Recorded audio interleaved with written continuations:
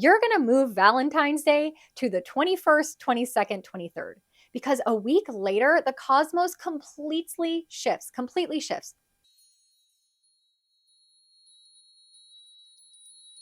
Welcome back, Astro fam. Today's video comes straight from my heart to you.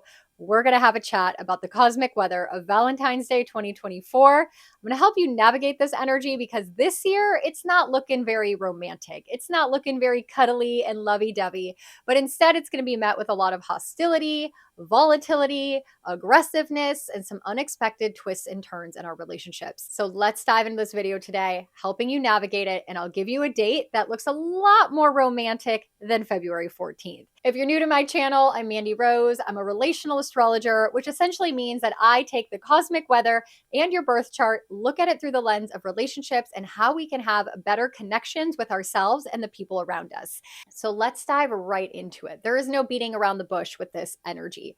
We are going to be experiencing some shifts and changes, some tough conversations. And the reason I say all of this, that we have a lot of squares, a lot of conjunctions, a lot of energy, a lot of conversations around the planets Uranus and Pluto. Okay, Pluto asks us to transform in a deep, deep way. Pluto reveals things, brings things out of the closet, unearths them. Pluto deals with those deepest, darkest emotions. We're talking jealousy, betrayal, loyalty, power, control, manipulation, ego. We're looking at death and rebirth. We are looking at exposing things once and for all so that we can rebuild in a new way, in a new light, in a new energetic place. And so around the time of Valentine's Day, we are going to be having Mars and Venus, our masculine and feminine, our lovers of the zodiac, in close conjunction, in conversation, in and under influence of this Pluto kind of situation. And that is really, really telling of Valentine's Day. Now, Mars interacts with Pluto once every 2 years. And this year it just happens to be on the 12th. 2 days before Valentine's Day. And Venus interacts with Pluto about every 18 months. And this year, it happens to be on the 16th, right after Valentine's Day. And Mars and Venus, the lovers of the zodiac, come together in the sky once every 2 years as well. And it just so happens to be right around Valentine's Day. So it's no coincidence that you have the lovers of the zodiac, the masculine, the feminine. In every relationship, there is an energy of masculine and feminine within ourselves and within us and another person. It's a dance. It's an energetic combination of this yin and yang, right? The giving and the taking, the doing and the receiving. And so these masculine and feminine Mars and Venus planets coming together in the sky around Valentine's Day, but being under the influence of Pluto is why this Valentine's Day is not conducive to romantic relationships. So let's break that down a little bit further. I want to pull up this chart so we can really, really understand what is going on here and see it and explain it. And then I'm going to really help you navigate how to move through this energy, okay? So as we look at the chart, first thing first, we're going to notice where the sun is, right? The sun is going to heat things up. The sun is going to illuminate things. And we know that we are in the sun season of Aquarius. And so the biggest influence that we're feeling is being more inventive, being creative, wanting to solve problems. Aquarius allows us to expand out of our comfort zones. Aquarius asks us to live in our authentic truth, asking us to be genuine, asks us to look at the collective greater good of everyone involved. Aquarius asks us to be unconventional, to do things by your own rules. You don't have to follow the traditions or the norms of society. So this is a benefit. This is beautiful that we have this energy being infused around this week of Valentine's Day. But like I said, we see Pluto here as well. Now, Pluto is going to bring disruption to this specific area of our life. And this is just the beginning. He is just at 0 degrees, not even really moving into this energy, but saying, I'm here. And every planet that shows up here for the next couple of weeks is going to have to interact with me. It's going to have a conversation with me. And Pluto is going to say, hold up, before you come in to Aquarius, are there any fears that are coming up? Is there any power struggles coming up? Is there any emotions? Like I said, betrayal and loyalty and, all those deep, dark emotions, are those needing to be unearthed? Are there secrets that need to be revealed? Are there conversations that need to be had? Is there some investigative detective work we need to do? This is the energy that we're feeling moving into the week of Valentine's Day. That's going to affect us romantically in relationships. The second thing we have to look at here is where's the moon? Because the moon is how we are feeling and expressing and sharing our emotions with other people. And the moon is in Aries. In Aries, a toddler under 7 throwing tantrums, volatile, aggressive, um, just brutal way of expressing our emotions. This is hot-headed, hot-tempered kind of energy. So with the moon in Aries on Valentine's Day specifically, when something triggers you, when an emotion is brought up, it's not coming out calm, cool, collected. It's not coming out sensitive with tears. It's not even coming out in a fact of like, I'll think about this and come to a conclusion later. It's coming out hot and heavy like a volcano. It is going to be burning. So you don't want to be in this romantic situation where we're thinking love, where we're thinking, goo goo gaga, rose colored glasses. Like that's not happening. If we're triggered, if somebody says something we don't like, which tends to happen, when we are trying to go intimate with somebody, it's going to be fire. It's going to be aggressive, right? The moon in Aries is aggressive, point blank, period. So we have that going on. And we can also see here that we have Chiron in the North Node conjunct in Aries as well. So Chiron is our wounds. It's our traumas. It's our triggers. It's, the healing that needs to be done. And the North Node is our destiny. It's our future. It's where we're going. So this week of Valentine's Day, wounds are coming to the surface to be addressed, to be healed. Traumas exposed, past life things, subconscious, fears are coming up at this time. Not an ideal time to be in a romantic situation when you have triggers and traumas coming up. They are going to be amplified, exemplified, mirrored back to you by your partner. And this isn't a very romantic feeling. This is a doing the work, addressing the issues. This is looking at your tendency to shove things below the surface, want to ignore them, our masculine, wounded masculine tendencies of trying to distract yourself by doing things instead of sitting with things. This is all going on Valentine's Day, right? You can see how this already shows us that this is not the opportune time to be going on dates, to be spending quality time with loved ones. Like we need to all take a step back around Valentine's Day. Now, I want to go back to Mars and Venus, okay? We can see here from the chart that on Valentine's Day specifically, Mars is in a conjunction with Pluto. This is a very aggressive energy because Mars is the fighter. Mars is the warrior. Mars is the masculine, but he's a little immature and a little like a toddler under 7, very impulsive, very instinctual, right? Doesn't think things through. And Pluto is like survival. It is like deep, deep, passionate energy. So you put these two volatile energies together, you are getting fight to the death. You are getting nuclear bombs. You are getting hostile energy. You are getting like power struggles. You're getting people manipulating, and you are getting actions fueled by those deeper emotions of fear, of betrayal, of jealousy, of wounding, of attachment.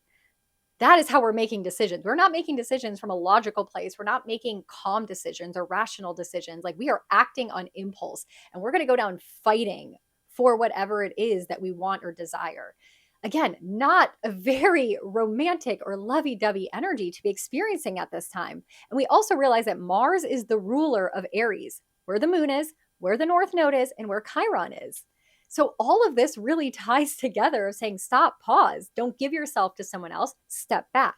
If you're choosing to be in partnership or to spend time in romantic situations, it's going to be intense. There's going to have to be some fights. Like we're going to have to move through some healing and some trauma and some wounding that's being reflected. So there's just a lot of toxicity that may be coming up. There might be just a lot of, things below the surface being revealed. You're kind of becoming aware of maybe somebody's, darker side. This could all be shadowing and surfacing at this time.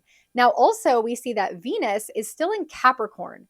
There is no placement for Venus that is less romantic than being in Capricorn, because Capricorn is practical. It is grounded. It's like, I love you because I can build a life with you because you're stable, because you have money, because you are, logically the right person for me. There is no heart with Venus in Capricorn. It is all based on cool, calm, collected, what makes sense for the long term. Let's analyze it and calculate it and make sure this is the person I want to be with. And so again, there's not that, Venus is how we love. It's how we're showing love. It's how we're feeling and expressing love to another person. And we're doing that through practical means on Valentine's Day. So this is like, I took out the trash for you. I picked up the kids for you. Isn't that enough? I'm showing you I love you in a way that is like productive. So again, Venus, the lover, the feminine, of ruling our relationships isn't even in a good placement. And on top of that, she's in a square with the moon in Aries. So when you have the moon, your emotions being volatile, being heated, being intense, in this square with what we love and who we love and how we're showing love, this can lead to friction. This can lead into conversations about how you need to be loved, arguments about love languages, getting aggressive over nothing, oh, you didn't take out the trash the right way. Or, especially in long-term partnerships, these like little moments that fester and fester and fester, and the person does the same thing over and over again. It's coming out. Like this is the straw that breaks the camel's back kind of energy. So it's intense. It's definitely intense. Now, just after Valentine's Day on the 16th, Venus runs into Pluto. So if you are going on a date for Valentine's Day, if you have met somebody, if you do, interact with your partner and try to have this romance, what can end up happening with Venus running into Pluto just 2 days later is now this relationship gets this Pluto destruction, this revelation, a secret might be revealed. Your partner, shares something with you unexpected, something comes to light. This is also an energy of like jealousy, of attachment, of obsession. So you could meet somebody, go on a first date with them, and next thing you know is they are obsessed with you. They're calling you nonstop. They're attached to you. They're jealous of your friends. Maybe you've been dating someone for a while and you're excited for Valentine's Day and you're like, hey, we're finally going to go out. We're finally going to do this. And you find out that they are so jealous of your friends. They're jealous of your career. These are the emotions that are surfacing around this time. So even if you do go on a date, be careful of what happens the days after Valentine's Day, because that's actually when Venus runs into Pluto. Now, some of the other things here I took note on is this can be passionate as well. As much as this can be toxic and aggressive and volatile, it can be also insanely intimate, intense, in a passionate way, in a sexual way. So you might have this insane chemistry around this time, but it may not be healthy. It may not be something that's like long standing, something that can be sustained, right? This could be one of those like bursts into flames, uber passion. Oh my God, I'm obsessed with them. And then all of a sudden, this secret is revealed. This revelation comes up. All of a sudden, you get smacked in the face later this month because Saturn's going to be showing up and saying, hold up, I don't know if this is what's best for you, right? Let's be mature here. So it could be very whirlwind kind of energy. There's just so much going on in the cosmos that we're going to be feeling that is wild. And the other thing too, and this is kind of like my PSA, like beware energy, especially for my single people who are looking to go out on Valentine's Day, someone that they don't know invites them out. There is this energy kind of danger, of aggression, of impulsivity. And so you want to be very cautious around this time, especially if you're going somewhere with somebody you don't know, because like I said, they could just have this like click, this instinctual thing that comes out that is maybe not normally like them, but we're all feeling this energy and we're all under this influence. So maybe it's something you do that triggers them and they go from 0 to 100, and it can get a little extreme. They might not even be able to control themselves, and you don't necessarily want to put yourself in that situation. Now, this can also happen in relationships where you have been with somebody for a very long time. They've always been calm, cool, collected, and all of a sudden, this Valentine's Day, they snap. They go wild. Like you see a side of them you've never seen before. Let that be a telltale sign. Like this energy is meant to show us something big, to change us, to wake us up, to liberate us, to help us to step into our future. So if you're in a relationship that has these tendencies that aren't healthy and your partner exemplifies some of this energy, now this is taking it like to the nth degree, forcing you to see it once and for all and to react to it and to change your patterning with this person. So there is this energy of danger and aggressiveness, and you just please be very, very careful, especially, like I said, if you're single and you're going out with people that you don't know. Aquarius rules groups and collective of people. So like, be very careful if you're going out on like, you're going to a club or you're going to a busy restaurant, or, just be aware, because all this energy kind of plays together. We can also see fears coming up with Venus running into Pluto. Venus rules all the things we love: money, relationships, our material possessions, and Pluto's fears. It's unearthing things. So you might be noticing, like in your relationship, you've always been calm, cool, and collected, Venus in Capricorn, making practical sense of why the relationship works. And now all of a sudden on the 16th, fears come up. Fears, are they going to leave me? Are they going to betray me? Do they have secrets? Do they like somebody else? Like, this might all come up, and it might be around money too within relationships. Like, are they withholding money from me? Are they being secretive with their money? Are they, not sharing their truth with me? So a lot of these things are just, again, not, they are productive for relationships in a way that sometimes it can shake you awake and force you to see it, because instead of it just being like, toxic 6 out of 10, and now it's like a 10 out of 10. But overall, for the romantic, the lovey, the, intimate side, it's just not conducive around Valentine's Day. And I hope you can see why by looking at this chart and understanding the influence of these planets. And the last thing that we kind of want to highlight, what's going on in the sky around the same time, is we have Mercury in a square with Uranus. Okay. Mercury is the messenger, communication, sharing information, learning information, understanding information. And Uranus is the rebel, the revolutionary, the lightning bolt, throws something at you from left field, didn't know it was coming, shakes you awake, and forces you to move on, move into the future. This energy around Valentine's Day is, again, someone sharing something with you that you did not expect. A secret comes to the surface. A conversation reveals something that you had no idea. I mean, an unexpected piece of information can come to you. It benefits you. Uranus loves to, move us to the future, but sometimes that comes with like shaking us awake. And be very careful in conversations, asking questions, dig a little deeper, go there. If you've been meaning to ask somebody something, this is the time, because the truth is going to be revealed. It's very conducive for this energy, but it might be uncomfortable. You might hear something you don't want to hear. There might be a point where someone gets so angry that they say something they didn't mean. There might just be a lot of that going on. So we want to avoid this. We want to take a step back. I would really say Valentine's Day, like, love yourself. Take yourself on a date, or maybe do self-care day. It's going to be better for your relationship if both of you do your own thing, work on your healing, take space, process your emotions, your thoughts, your feelings separately. And then here's how we're going to end this video. You're going to move Valentine's Day to the 21st, 22nd, 23rd.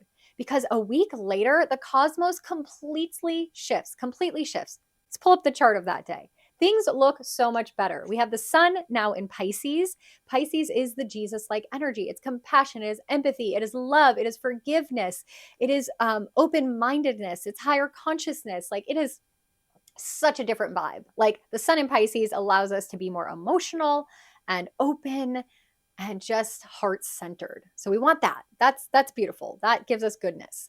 The second thing is we still have Mars and Venus in Aquarius, but they've moved away from Pluto. The fear, the power, the control, the ego, the jealousy, the betrayal, all of that is over. Things have cleared, and now Venus and Mars come together. They come conjunct. This is a beautiful beginning of a new cycle. Whenever the lovers of the zodiac come conjunct, it's a new energy infused into our relationships. Again, whether they're new relationships or you've been together for a very long time, we get this energetic reset from Mars and Venus about every 2 years in our relationships. And it infuses this new zodiac energy into the next 2 years. And this time it's in Aquarius, which we love this because Aquarius is, again, unconventional, but authentic to your relationship and how you want to live it. So whatever secrets or whatever conversations or whatever challenges or whatever was, revealed during the week of Valentine's Day, now we're more likely to say, okay, this is the truth. This is what it is. How are we going to move forward? So let's give us a couple examples. Let's say your partner comes to you and says, I want to see other people and I want to see you. Before, you'd have been like, hell no, like, I'm so upset, the emotion, moon in Aries, like, oh my God, crazy. And then you start to think about it and go, well, maybe I would like to see other people, right? You're thinking unconventionally, you're solving problems, you're being a bit more expansive. You're thinking, okay, well, what would that look like, right? You're more open minded, you're more compassionate, you're more empathetic. And so things can move forward. Maybe their partner comes to you and says, you know what, I cannot sleep anymore next to you. You snore. I want to sleep in separate rooms. Okay, society would say that's weird, but Aquarius says do it what's authentic for you. Do what works for you. Don't worry about society, right? Live outside the box. And so you choose to do that. Maybe you're single and you decide, you know what? I'm not really looking for a relationship. I don't need to get married. I don't need to do those things that society has always told me to do. So now if I date, I'm dating for fun. I'm dating for a different purpose. Or maybe I'm not going to date at all. We're thinking differently. There's this new Aquarius energy infused into our relationships of being authentic and unconventional. We love this. This is so exciting, and it's going to last us for 2 years in our energy. Also, when we get to this week of the 21st, 22nd, 23rd, we're going to have the moon specifically moving into Leo. So if you want to go on a date, I'd go on the 22nd, I'd go on the 23rd, because the moon in Leo allows our emotions to be a little bit more bold, a little bit more direct, a little bit more grand. We wear our heart on our sleeves. We are open, in a big way to expressing and sharing our emotions. We have a little bit more risk that we're willing to take with sharing our feelings. We're a little bit more dramatic, really kind of going there in a way that we're not typically wanting to go in certain topics. It's just a little bit more fun and spontaneous and, just lighthearted. And so that's where we want the moon. We want it to be in a place where it's bold and risk taking and wearing its heart on its sleeve, but also lighthearted and fun and jovial. So beautiful energy for where the moon is. The sun being in Pisces, we love that. Mars and Venus officially conjunct in a new energy, starting a new cycle. And we have Venus in a square to Jupiter. Venus ruling all the things that we love, our partners, our money, our material possessions. Venus square Jupiter, Jupiter the expander, right? Bringing blessing, bringing opportunity, and making things larger than life. And these two planets are what we call the benefic planets. So whenever they're in some conversation in the sky, it's bringing some sort of magnificent stuff, beneficial stuff to us. And so we have this opportunity for, extra love or extra abundance or grander gestures or more money, more. Like it's going to take what we love and who we love in those relationships to like a higher level. So that's going to be going on in the sky during the week of the 21st, 22nd, and 23rd as well. So I'm going to end this video on that note. I wanted to make it because this is just going to be a very different Valentine's Day than we've ever experienced because Pluto is involved.